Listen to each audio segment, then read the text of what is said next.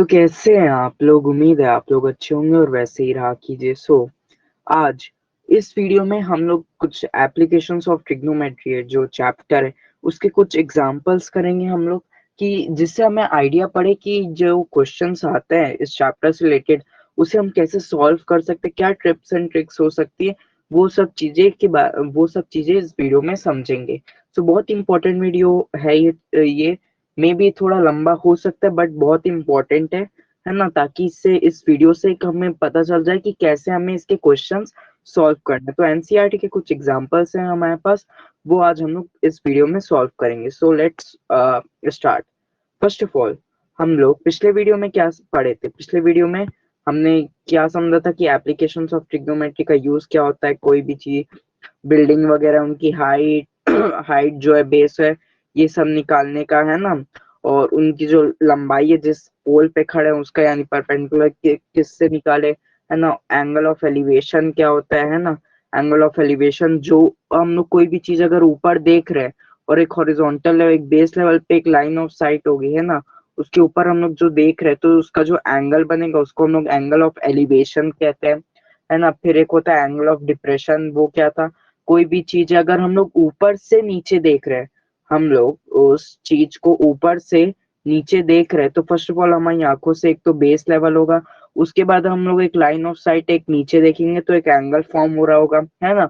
Angle कौन सा? एक तो ये वाला हॉरिजॉन्टल लेवल के वाला, और एक लाइन ऑफ साइट, इन दोनों के बीच में एक एंगल फॉर्म होगा, है ना। तो वो क्या होता है? एंगल ऑफ डिप्रेशन होता है। तो ये बेसिक चीजें हमने समझा। So let's start. हम लोग अब एग्जांपल से स्टार्ट करते हैं कि कैसे इसके क्वेश्चन सॉल्व करें एप्लीकेशंस ऑफ ट्रिग्नोमेट्री में, जो कि बहुत ही इजी है ना। Let's start.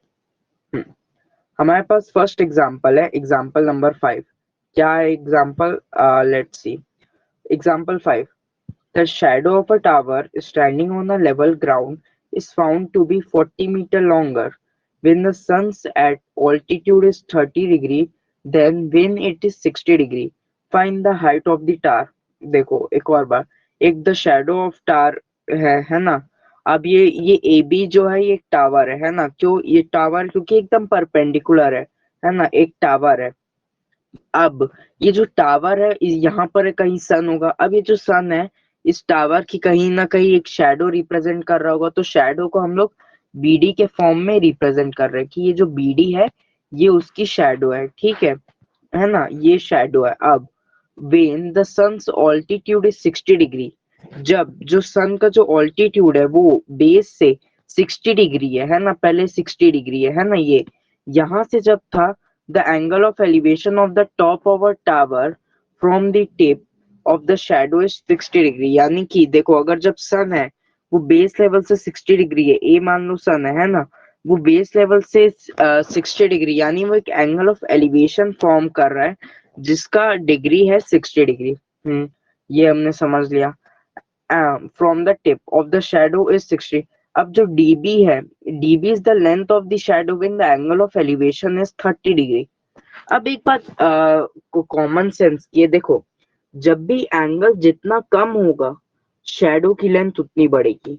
I repeat, angle जितना कम होगा, है ना, शैडो की जो लेंथ है वो उतनी बढ़ेगी। अब क्यों? देखो, मैं जितना एंगल कम होगा यानी कि जो सन की जो दूरी है मुझसे वो काफी दूर होगी, है ना। अगर ये इतना है तो यानी कि ये इतना दूर है, पर अगर एकदम सीधा है तो ऐसे है, तो किसकी लेंथ ज्यादा है? अगर ये ऐसे है तो ये कुछ इस तरह है, लेकिन अगर ऐसे है तो ये, मतलब ये जितना एंगल कम होगा, ये एंगल कम है, ये एंगल ज्यादा है, लेकिन दूरी किस में है? 30 डिग्री वाले में, है ना। तो जितना भी एंगल कम है, इसका मतलब जो दूरी है वो ज्यादा है। तो यहाँ पर बेसिक चीजें जान लेते हैं, है ना। एक मिनट में इसको सब क्लियर कर लेता हूँ। इतना समझ में आ गया? एक ये डीबी एक वो शैडो है लेंथ की, ये एक टावर है ना। एक बार में 60 डिग्री में एक टावर, जब एंगल ऑफ एलिवेशन एक बार 60 डिग्री बन रहा है, एक बार एंगल ऑफ एलिवेशन 30 डिग्री मिल रहा है। तो अब हमको क्या करना है? Find the length of the tower. हमको ये जो ए बी है इसकी लेंथ निकालनी बस। अब मान लो ए बी जो है वो एच है, मतलब वो हाइट है, यानी कि मेनली हम लोग को हाइट निकालनी है ना। जो 20 है ना, ये h, इसको मैं h मान लेता हूँ, ठीक है। अब ये जो BC है, एक तो DC की हमको लेंथ पता है, BC की हमको लेंथ पता नहीं, इसको मैं x मान लेता हूँ। अब अब क्या है, अब देखो क्या है। हम्म अब ये जो है DB is 40 metre longer than BC, मतलब ये जो BC है उससे ये जो DB है, ये BC से 40 DB जो है वो BC से 40 मीटर ज्यादा है। यानी अगर आप ये पूरी DB की लेंथ देखोगे, ये 40 मीटर ज्यादा है BC से, है ना। यानी कि अगर मैं DB की लेंथ मान लूं तो एक तो DC प्लस हो जाएगा, DC प्लस BC। DC की लेंथ है 40, BC को हमने माना था x, है ना। ये हो गया, यानी जो DB की जो लेंथ है 40 प्लस x मीटर हो गई। इतना समझ में आ गया। हम लोग को पहले तो देखो, मेरे को इसको निकालना है। अब आप भी जानते हो राइट एंगल ट्रायंगल है, बेस निकल जाएगा, है ना।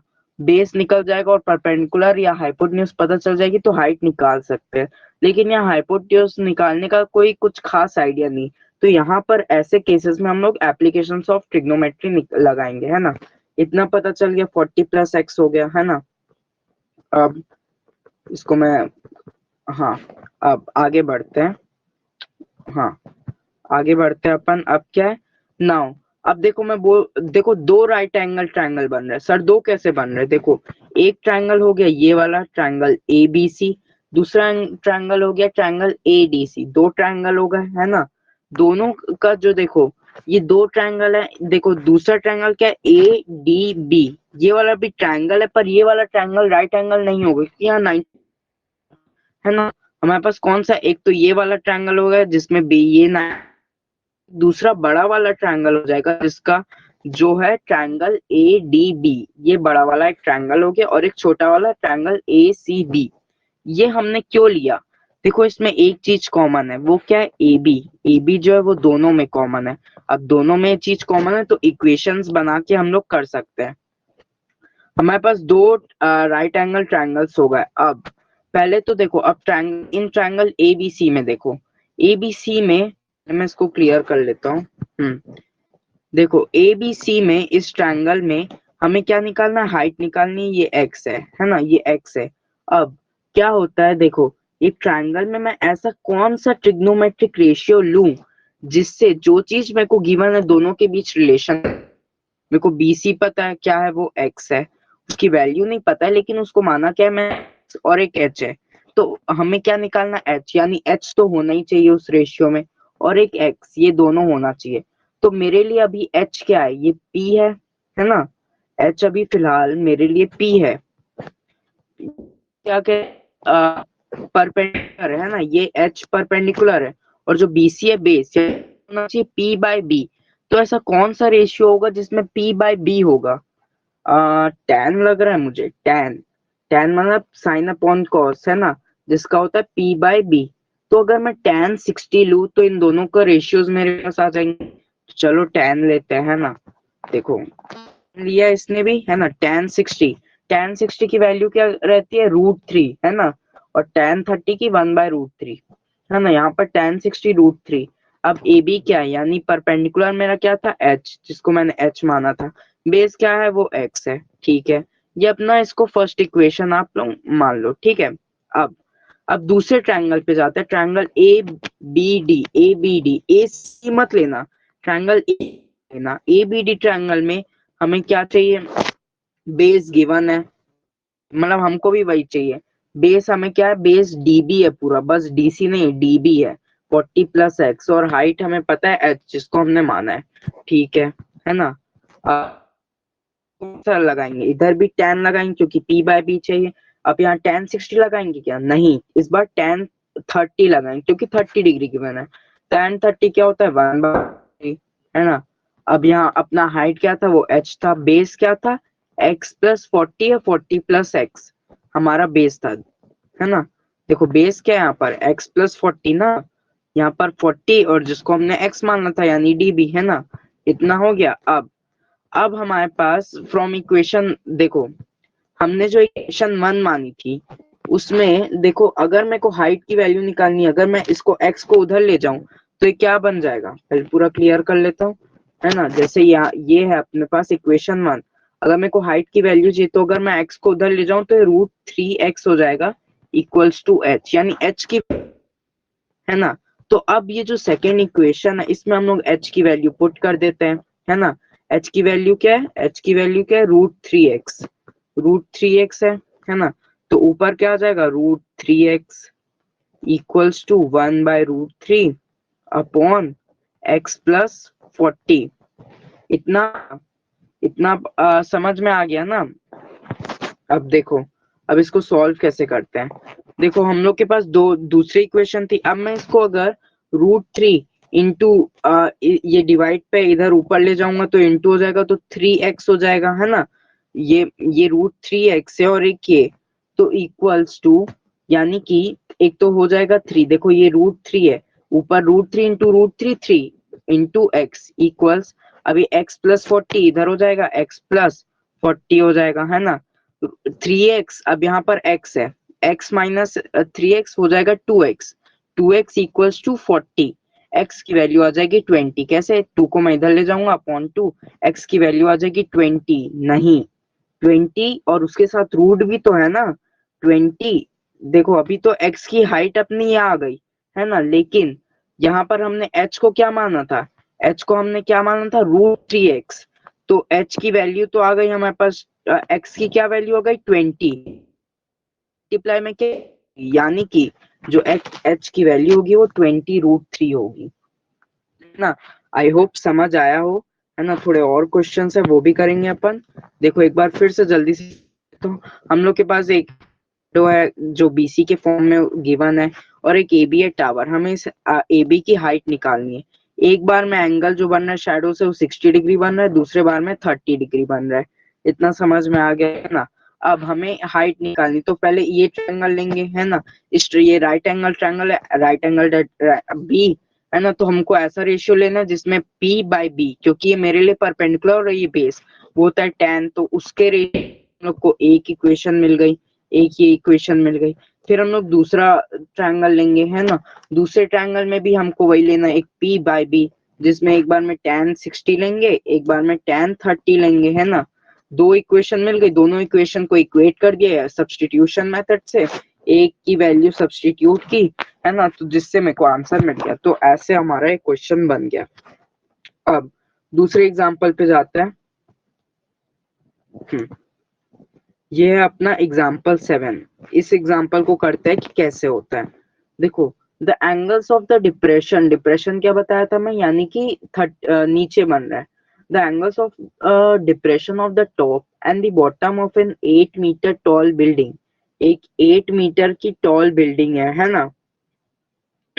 हाँ, 8 मीटर की एक टॉल बिल्डिंग है ना। From the top of a multi-store buildings are 30 degree and 45 degree respectively, है ना। एक तो टॉप से और एक बॉटम से दो एंगल बन रहा है, जो एक 30 डिग्री एक 45 डिग्री है। Find the height of the multi store building and the distance between the two buildings. मतलब एक तो मुझे हाइट निकालनी है और जो डिस्टेंस है दूसरी बिल्डिंग का, है ना, एक ये बिल्डिंग हो गई एक दूसरी बिल्डिंग हो गई, तो इन दोनों के बीच का जो डिस्टेंस है यानी एसी, वो हमें निकालना है। पी, है ना, इतना समझना। एक तो पीसी हमको हाइट निकालनी है और जो दो डिस्टेंस के बीच में यानी जो बेस है एसी, वो हम लोग को निकालना है। ठीक है, क्लियर कर देते हैं इसको। अब चलो स्टार्ट करते हैं। अब पहले तो फिगर देख लीजिए, फिगर 9.5। अब यहाँ पीसी क्या है, डिनोट्स है पूरी बिल्डिंग, डिनोट है ना, कि वो बिल्डिंग को दर्शाता है। हमको क्या फाइंड करना है, पीसी फाइंड करना है और एसी फाइंड करना है, ठीक है। अब देखिए, ये एक ऐसा नहीं हो गया जैसे कि एक तो पैरेलल हो गया, पैरेलल से क्यों, क्योंकि एक तो परपेंडिकुलर होगा और परपेंडिकुलर का हर डिस्टेंस इक्वल होता है, हमने 9th में पढ़ चुका था।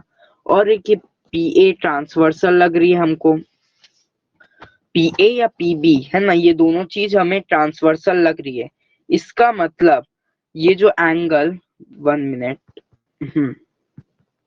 एंगल QPB, एंगल QP और एंगल PBD और एंगल ये दोनों इक्वल होंगे। सर क्यों होंगे, देखो ऑल्टरनेट है एंगल, एक ये एंगल हो गया ये, और ये जेड फॉर्म कर रहा है ना ये, तो दोनों 30 डिग्री होंगे, यानी कि जो एंगल यानी कि जो एंगल पीबीडी है वो 30 डिग्री होगा, है ना। तो जो जो चीजें हमें मिल चुकी है उसको हम लोग फाइंड कर लिए। अब सिमिलरली आप एंगल पीएसी को देखो, पीएसी। अब पीएसी किसके इक्वल है?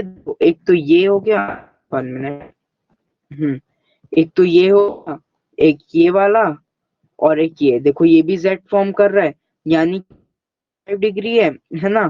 तो ये भी पूरा 45 डिग्री होगा, है ना। तो क्या हो गया? 45 डिग्री। ठीक है। अब अपन क्या, अब हमें इतना मिल गया। अब देखो, एक ट्रायंगल देखो पीबीडी, एक राइट एंगल नहीं है पीबीडी। ये एक राइट एंगल ट्रायंगल है। क्यों? क्योंकि जो ये हमेशा बताता हूँ, बेस से जो भी चीज ऊपर जाती है वो हमेशा परपेंडिकुलर होती है। यानी कि ये 90 डिग्री है एट डी, तो एक राइट एंगल ट्रायंगल बन चुका है ना। जिससे अब देखो हाँ, अब देखो, यहाँ पर एक तो मेरे को ये निकालना है ना, पीडी, पूरा पीसी निकालना है, लेकिन इस ट्रायंगल के लिए बस पीडी मेरे पास है, पीडी निकालना है ना। और अपने पास बेस क्या है? अपने पास बेस बीडी है। तो ऐसा कौन सा इक्वेशन लूं जिसमें एक तो बेस भी आ रहा है, क्योंकि हमें बेस भी निकालना है ना। मैं बीडी निकालू या एसी, दोनों की वैल्यू एक ही आएगी, क्योंकि वो जस्ट उसके ऊपर है। ऊपर होने से लेंथ में कोई फर्क नहीं आता, है ना। तो एक क्या होगा जिसमें बेस, ये मेरे लिए परपेंडिकुलर है, ये मेरे लिए बेस है, तो क्या आएगा? tan theta. tan theta, theta की वैल्यू क्या है? 30, यानी tan 30, यानी 1/√3 इक्वल्स, हमारे पास परपेंडिकुलर क्या है? पीडी, और बेस क्या है हमारे पास? बीडी, है ना। ये हो गया, यानी कि जो बीडी, अब मैं इसको इधर ले जाऊंगा, बीडी इंटू 1 बीडी होगा, और √3 को पीडी मल्टीप्लाइड बाय √3, तो हमारे पास क्या वैल्यू आ जाएगी? 1 मिनट, हाँ, तो हमारे पास क्या वैल्यू आ जाएगी? पीडी इक्वल्स पीडी/√3। इसको मैं इक्वेशन 1 मान लेता हूँ, ठीक है, इसको इक्वेशन 1 मान लेता हूँ। अब यहाँ पर एक दूसरा राइट एंगल ट्रायंगल मिल जाएगा, वो क्या है? देखो, ये triangle PAC, right angle at C, है ना। अब इसमें भी हमको वही लेना है, इसमें पूरा आ रहा है इस बार बस मैं डीसी नहीं आ रहा जैसे पहले की, इस बार पूरा पीसी आ रहा है ना। तो पीसी की वैल्यू क्या है? PD plus DC, PD plus DC, AC है, ठीक है। हाँ, अब पीसी में देखो, यहाँ पर मेरे को वही सेम रेश पड़ेगा, क्योंकि एक तो परपेंडिकुलर हो गया, एक बेस हो गया। यानी इस बार क्या लूंगा? tan 45। tan 45 क्या होता है? tan 45 की वैल्यू होती है 1, है ना। 1 होती tan 45 की वैल्यू। तो पहले इरेज, हम्म tan 45 की वैल्यू 1 होती है, तो लिख लो। अब उसमें मेरे को क्या लेना? एक तो अपना परपेंडिकुलर, परपेंडिकुलर क्या हो गया? पीसी पूरा अपॉन एसी। tan 45 1 होता है, यानी पीसी अपॉन एसी को इक्वल्स 1। तो एसी 1 से मल्टीप्लाई हो जाए, यानी पीसी जो है वो एसी के इक्वल है, यानी बेस और जो वो लेंथ है वो दोनों इक्वल है ना। अब जो पीसी क्या डिनोट कर रहा है? पीसी की वैल्यू क्या है? पीडी प्लस डी, है ना। पीसी की वही वैल्यू है ना, पीडी प्लस डीसी। देयरफॉर अब मैं इसको एक और तरीके से लिख सकता हूँ, PD plus DC equals AC. क्यों? क्योंकि पीसी और एसी इक्वल है, तो मैं वहां पीसी लिखूं या एसी लिखूं, एक ही बात है। अब एक और चीज है कि जो एसी और बीडी है, यानी कि देखो, इसको मैं पूरा रब कर देता हूँ। देखो, जो पीस एसी और बीडी है, ये दोनों इक्वल है। क्यों? क्योंकि देखो, ये बस इनमें क्या फर्क, इनमें कोई फर्क थोड़ी ना, एक रेक्टेंगल के फॉर्म में होते हैं जिनकी अपोजिट साइड्स इक्वल होती है ना। ये दोनों चीज है, यानी कि जो एसी और बीडी है वो इक्वल होंगी। और हमें क्या गिवन था? हाँ, और हमें क्या गिवन था? एक और चीज गिवन थी, जो ए बी है, ए बी, उसकी हाइट क्या है? 8 मीटर, यानी जो डीसी होगा, यानी क्योंकि एक रेक्टेंगल है ना, ये 8 होगा तो ये भी 8 होगा, है ना। रेक्टेंगल के फॉर्म में है ना। तो हमें इससे क्या मिलता है? देखो, इससे क्या मिलता है? जो एसी की जो वैल्यू है वो पीडी प्लस 8, जो कि है बीडी, और बीडी को और क्या लिख सकते हैं? पीडी/√3, है ना। ये समझ में आ गया आपको? बस, अब बस आप उसको इक्वेशन में ला दो। पीडी इक्वल्स 8/√3 -1 इक्वल्स, अब देखो यहाँ पर √3 -1 है और ऊपर 8 है। यहाँ पर मैं रैशनलाइज करूंगा, रैशनलाइज क्यों करूंगा? क्योंकि नीचे एक इरेशनल नंबर है, तो उसके जस्ट अपोजिट साइन वाला मैं उसको मल्टीप्लाई कर दूंगा ऊपर नीचे। √3 -1 है तो √3 + 1 ऐड कर दूंगा, ऊपर भी नीचे भी, है ना। ये एक वो उस फॉर्म में आ गया a plus B into A minus B, जिसका होता है A square minus B square, यानी यानी √3 का स्क्वायर माइनस 1 का स्क्वायर। √3 माइनस 1 कितना होता है? 2 होता है ना। यानी √3 का स्क्वायर 3 हो जाएगा, उसमें -1 कर दूंगा 2, और ऊपर क्या था 8, तो 2 1 जा 4 जा, यानी 4 √3 प्लस 1 इतना हमको आ गया। इतना समझ में आ गया। तो इसका मतलब जो हाइट अब क्या होगी, हाइट एग्जैक्ट अब यही हाइट नहीं है, हाइट अपनी क्या थी, उसमें +8 मीटर ऐड भी करना था ना, पीडी प्लस डीसी था, है ना। 8 मीटर ऐड भी करना पड़ेगा, तो एक तो पीडी की वैल्यू आ गई, डीसी की आ गई, दोनों को ऐड करने से क्या होगा 4 3 प्लस √3, है ना।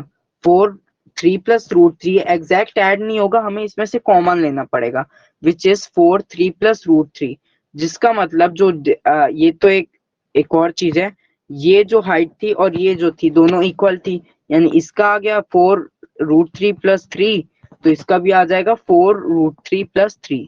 ये क्वेश्चन थोड़ा सा ट्रिकी था, आई नो, बट अगर आप इसको एक अच्छे से एक बार दोबारा सॉल्व करोगे तो ये काफी इजी क्वेश्चन है और इंटरेस्टिंग क्वेश्चन है ना।